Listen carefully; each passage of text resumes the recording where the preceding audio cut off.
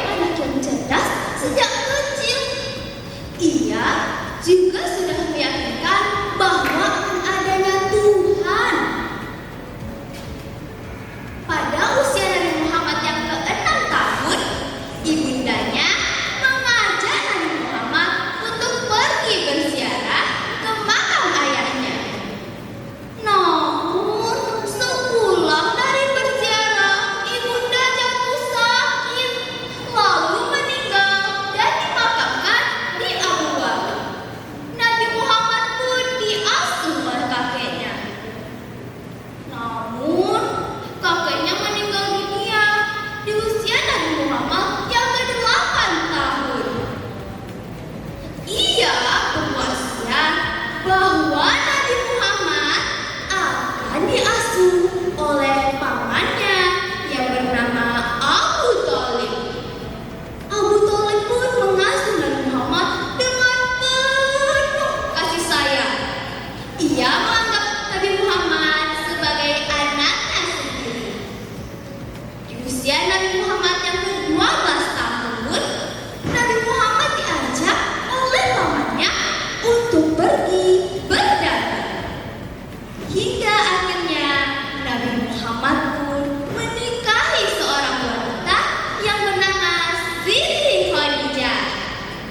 Teman-teman tahu gak sih di usia berapa Nabi Muhammad menjadi Nabi dan Rasul? Nabi Muhammad menjadi Nabi dan Rasul di usia 40 tahun. Teman-teman, pada saat itu Nabi Muhammad sedang bertaharus dan berpuslah di Gua Hira. Tiba-tiba datanglah malaikat Jibril dan berkata,